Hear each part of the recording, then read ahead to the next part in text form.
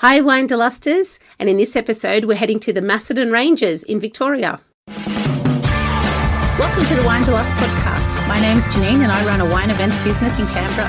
But my real passion is travel and my bucket list is to travel to every wine region in the world. In this series I'll be exploring some regional Aussie wine destinations. I'll give you some tips whether you're planning a romantic getaway, a girls' weekend, or you're dragging the kids along. So pour yourself a glass and let's get exploring.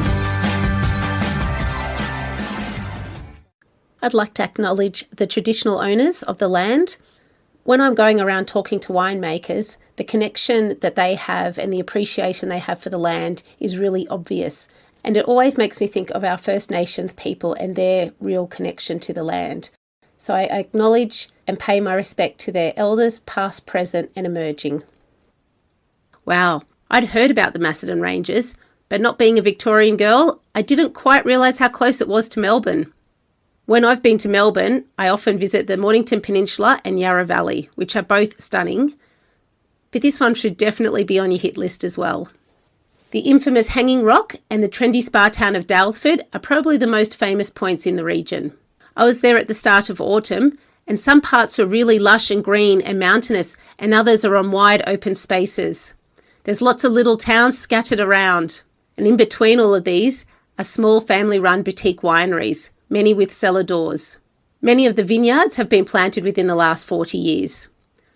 It's quite a wide region, with the closest part being just 40 minutes from Melbourne by car, and the furthest being about 2 hours.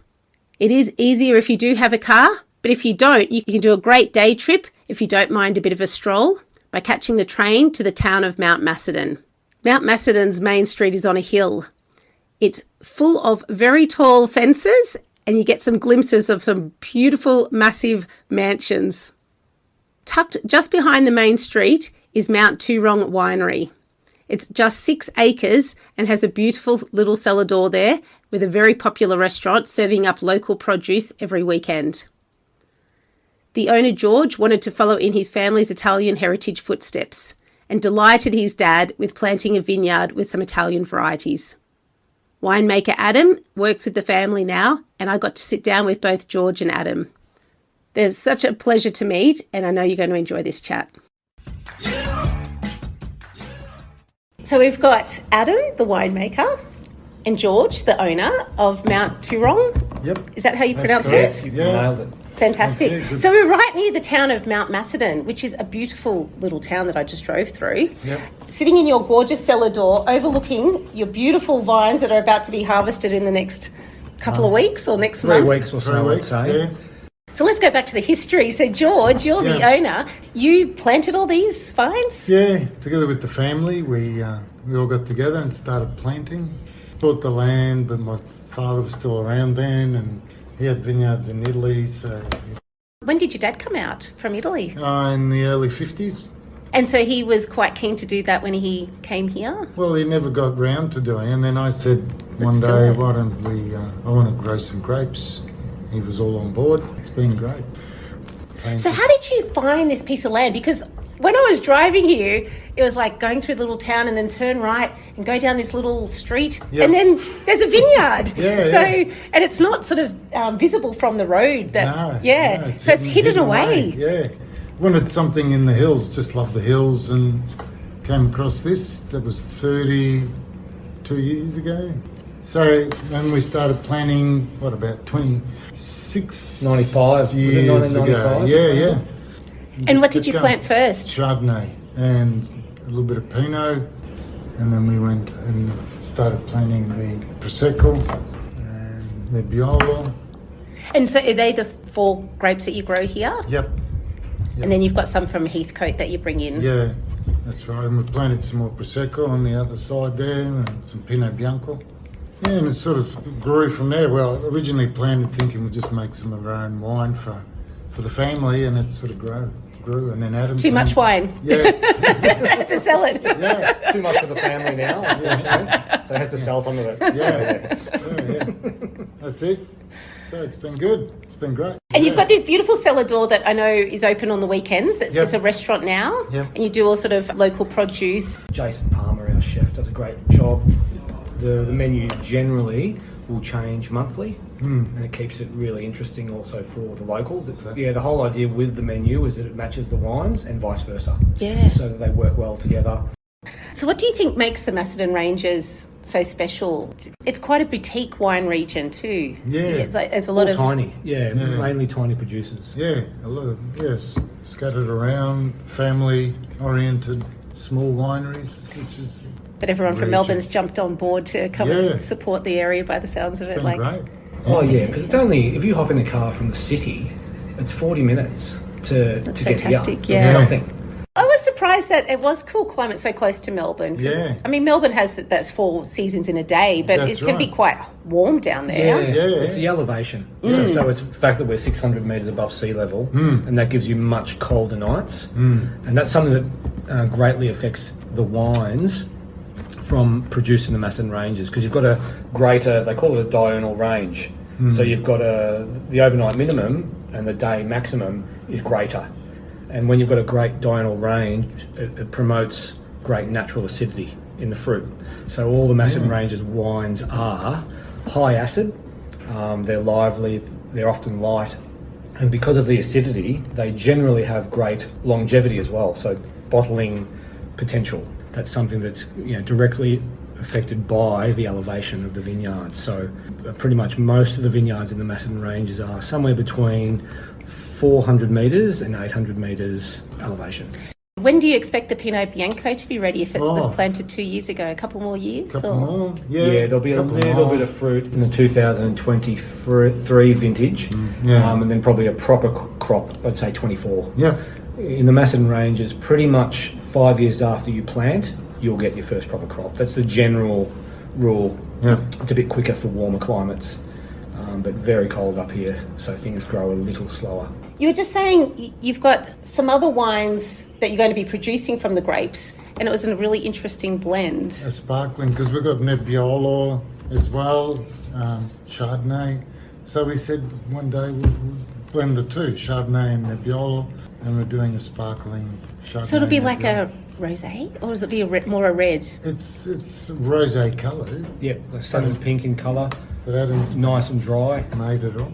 Fantastic. Yeah, it's called Vivace, so that translates just to lively. It means in Italian. lively in Italian. And is that a blend that they make in Italy? No. No. So it's unique. It's just It from is. from you guys. It is. It's unique and it's become really popular, isn't it? Bring in different grapes from Heathcote, or do you bring in the same grapes? Generally the same. So, Yeah. so from up there, we're at the moment, the last few years, we've been getting Vermentino, which is native to the island of Sardinia. Oh yes. Yeah. Also Negro Amaro, which is a southern Italian variety. We're working with that in Puglia, and we've there's not much of that planted in all of Australia, but it's an awesome grape variety. Yeah.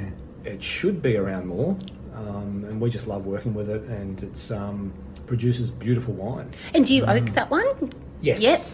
Yeah, we do. Only a little bit, not a huge amount, and at the moment we're mainly focusing on using small amounts of Hungarian oak as Oh. opposed to French. We tried it out a couple of years ago, and really happy with what it gives to the wine. I've heard it can give a bit of a spiciness. Is that It can, but we really generally we only leave the reds in oak for 6 months, so it's only just there in the background. Yeah. That sounds great. Yeah, all our wines are more delicate style, lighter style. Great with food and enjoying. Our aim with the wines we make are for the wines to be a good expression of the fruit that we started with. And there's another variety that we haven't spoken about from Heathcote, Rubola Jala. Jala.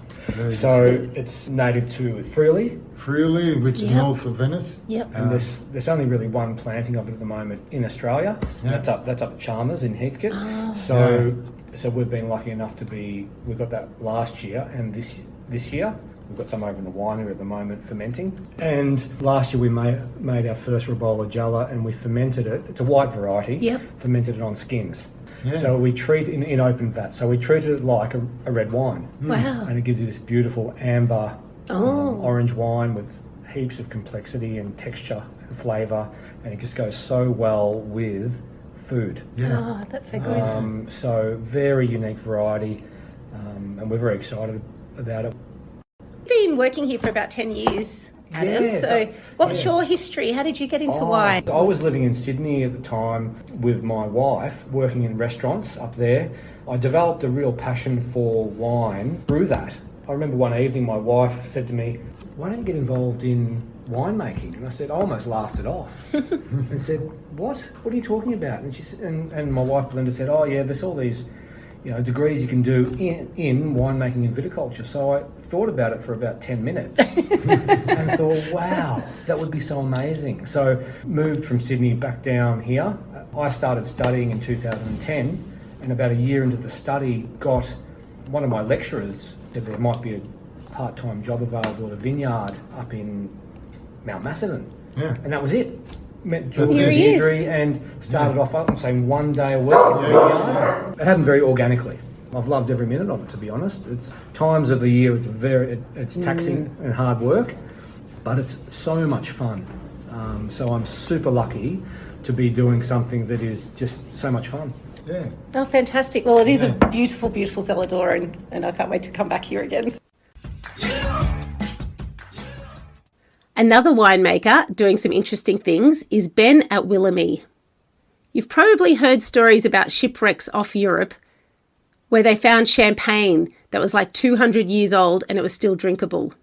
Since then, winemakers all over the world have been experimenting with aging their wines underwater. And Ben wasn't going to let not being by the sea stop his experimenting. I caught up with Ben for more about his wines. So welcome, Ben, to the Winederlust podcast. Yeah, nice to be here, Jeanene. The joys of Zoom. We didn't get to meet when I was in the area because it was in the middle of harvest and you were really, really busy. How was your harvest this year? Yeah, it went well, thank you. Yeah, we had a late harvest. I mean, probably like most of Australia, being a La Nina year, another cool one. But here in Macedon, we're obviously the coolest region on mainland Australia, so we were picked certainly into April. Some guys in higher elevations were still picking Pinot and Chardonnay at the beginning of May. Vintage of patience to try and wait for the fruit to come off. And you were saying that it's the coldest region on mainland Australia. Coming from Canberra, I find that hard to believe. But, can you tell us a bit about that? From a wine region, that is, a GI, Macedon is the coolest on mainland Australia because it doesn't include the winter. It's really your growing season from bud burst to harvest. We do get very mild summers and obviously cool springs and autumns. I mean, we're talking minute differences here, so it's not like a massive difference. The really exciting thing that you're doing is you're aging some of your Pinot Noir underwater, which is super unique. So how did all that come about? Been in the back of my mind for 15, 20 years. First heard about the story of wine underwater was when I was working in the Yarra Valley in the early 2000s. My old boss there, Steve Webber at De Bortles, he had been to Spain, he and his wife, or Portugal, I can't remember which, and had a bottle of wine that was matured in the ocean. And I remember him talking about it, and he thought it was really interesting wine and lovely. So that story resonated with me, and the opportunity finally arose for me to do it was when we started our own business here at Willamy in Macedon. When we bought this property, we had our first vintage from the 15 vintage here in Macedon, and then obviously our wines are matured in barrel for 12 months and another 3 or 4 months in tank before being bottled in the winter of 2016. So those wines, this is very much a project not of wine making, but of wine maturation. And there's a big difference there. We're not making wine underwater, we're just maturing wine underwater. And that's where the analogy of the shipwreck will come into play, where you hear and read of these fantastic stories of people discovering, wine at the bottom of the Baltic or the Mediterranean or the Atlantic oceans. And, those wines are 100 years old or whatever they may be, and that people are raving about them, and they're very unique and interesting. So we really wanted to be in the replication of maturing wine underwater, not making wine underwater. So when we get to bottling, I go about 20 to 30% of our Pinot is clean skin. So they stay then underwater for 5 years. I understand you've got, is it like big stainless steel tanks that you put them in? I did a lot of research into this to figure out how to do it, because when we bought Willamy, there was an old winery here. I inherited 3 big stainless steel tanks in the winery, in the shed undercover, obviously. And that's where I mature the wine, in those tanks. So we're 150 kilometres from the ocean, or 100 kilometres from the ocean down to Melbourne or what have you. I considered, do we go and drop the wine in the ocean somewhere? Because that's what everyone else does in the world. And I just know that someone in Australia will be diving for a lobster or abalone or whatever. So I just don't trust leaving wine off the coast somewhere. And how many bottles do you have in a tank at one time? I've got a few vintages in each tank, sort of rotating them. And obviously every winter when I put the new vintage in, I'll pull the 5-year-old vintage out for release. So we have a very small vineyard here. Our Pinot is only 1.5 acres, or about 0.6 of a hectare. The average is 3 barrels really, which is about 70 dozen total production. And I will put between 15 and 20 dozen underwater, and then I'll keep another 10 or 15 in the cellar for comparative purposes 5 years down the track. I'd like to obviously grow that and have more Pinot. We've grafted over, I've got 8 acres of Chardonnay, and I've started grafting over some of the Chardonnay to Pinot Noir, and therefore I'll have more Pinot in the future to expand the Pinot range, and then also obviously wine underwater. So I saw on your website that it's all sold out. So it's obviously very popular. What sort of characteristics? What did you notice the differences were? Yeah, we were sold out, which is great. We'll release the next vintage, the 6th, this spring. But really, it's been really intriguing. I've had media and some wine professionals doing side-by-side tastings with me. And then I've had quite a lot of feedback from our clients. So what we found was that compared to the control, the wine underwater was fresher, more vibrant. It was a 6-year-old wine, but it looked like it was a 3-year or 2-year-old wine compared to the control in your normal cellar. So that was really intriguing and more fruity, more vibrant. Yeah, we've had a lot of really interesting comments. I mean, I've only had a few clients that said they prefer the control over the underwater wine. Most other people prefer it the other way around. So it's been fantastic. I did see also on your website, you've got a Blanc de Blanc that's been on lees for 26 years. So can you first explain to people what being on lees is, but also how did all that come about if you bought Willamy only less than 10 years ago? So we've got a Blanc de Blanc 1995. Firstly, we found the wine, a vineyard about 20 kilometres down the road in the Macedon Ranges called Cote Williams Vineyard. And the owner passed away at the beginning of COVID, and their children put the property up for sale and all the stock on hand for sale. I don't know why they had a 1995, but I reckon they may have found it in the back corner and they'd completely forgotten about it. So Blanc de Blanc, so it means Chardonnay of Chardonnay. So there's no Pinot Noir in the wine. And this is in magnums only. Large format size helps with curing on lees. So what on lees means is when you make sparkling, you make a base wine, which is just fermenting the grape juice, put it in tank or in barrels for a certain amount of time. And when they bottle sparkling or champagne, they will always use a crown seal, which is a beer cap on the champagne. So then you have the yeast and a little bit of sugar in each bottle, and that will then re-ferment, do a secondary ferment in the bottle. And that's how you get your sparkles, because the pressure builds up from the conversion of sugar to alcohol and CO2. And then when the yeast finish fermenting, they die, and then their sediment will settle at the bottom of the bottle. And that's the lees. And so traditionally in champagne, they'll leave those bottles lying on their side in the cave. And then you'll see the romanticism after 5 to 7 years. They start turning the bottle quarter by quarter and then freeze the cap, forces all the sediment out, and then you can quickly put a cork back on and wire it up. So in this case, it's been 26 years and voila. It's really cool, actually. It's a great project. So we had to quickly design a new label for it because it's not under the Willamy label, because it's not from our property. So we called it by Ben Ranken. And we have Cote Williams on the side of the label, recognising because it is their winemaking and their vineyard.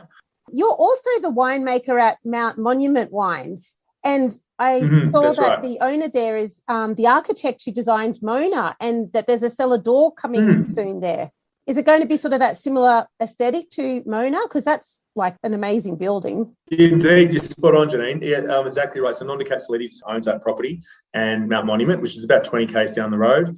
And we have just built a winery, restaurant, cellar door, a sculpture park, and it is in a vein of Mona-esque. Beautiful. It's brutalistic, a lot of concrete, a lot of steel, glass. There's a bridge. It's cut into the side of the hill. There's a bridge which you got to enter from to get into the winery, like similar to Mona, obviously. There's about 30-odd sculptures that have been built, and some of them are absolutely beautiful and massive. I'm talking huge. Some of them are like 4 or 5 stories high. Wow. Massive sculptures.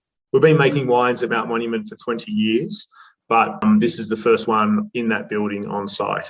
Wow, that sounds fantastic. I look forward to getting back to Victoria and seeing that. Cheers. Yeah, cheers. Good to chat. All the best. You too. Bye. So what wines to try? The Macedon Ranges is cool climate because it's got a high elevation of about 600 metres or higher. And the flagships here are Pinot Noir and Chardonnay. This is what you'll primarily find around here. Many of the cellar doors are only open on weekends, so you need to plan around that. I had a great tasting at Hanging Rock Cellar Door, which has beautiful views of the rock. They also have a sculpture exhibition on site in the warmer months. I've also heard great things about Cobar Ridge Winery that are located on the northern slopes, which are a bit warmer and not far from Kyneton. Of course, you have to visit Mount Towrong. You can also visit Ben at Willamy by appointment only, and Mount Monument is definitely on the list now when it opens this winter. If you fancy cider, head over to Dalesford Cider. They have a beautiful garden at their cellar door that you can sit and enjoy a paddle of cider tastings. It's about 5 kilometres out of town. And they have something a little bit different with their watermelon fizz, which is really refreshing in summer. If you like liqueurs, on the way to Dalesford Cider, there's Peros. They had liqueurs of every single flavour. And so I picked up some coconut one for when I next crave a pina colada. And if you like gin, check out Mountain Distilling, which is also part of Mount Towrong. They have foraging and tasting experiences in the cooler months of March to August. So some other things to do and see in the area. Well, you have to pop by Hanging Rock Reserve. It was my first time there and I drove in wondering where this rock was. I parked, followed the path, still couldn't see it. And as you continue along the path, all of a sudden it comes into its craggy glory. It's got lots of little nooks and crannies. It takes about 50 minutes round trip to get to the top and back again. On site there's also a museum with a history of the legend and some natural artefacts. It also tells you about the Indigenous history of the region. There's also playgrounds and coffee and other walking paths to do. Check out local event guides because there's lots of events happening regularly due to its close proximity to Melbourne. So some quick stats on the region. It's as close as 40 minutes from Melbourne and it's located in between Melbourne and Bendigo. For accommodation, there's lots of little towns with bed and breakfasts and motels, and Dalesford has some pretty special looking spa hotels as well.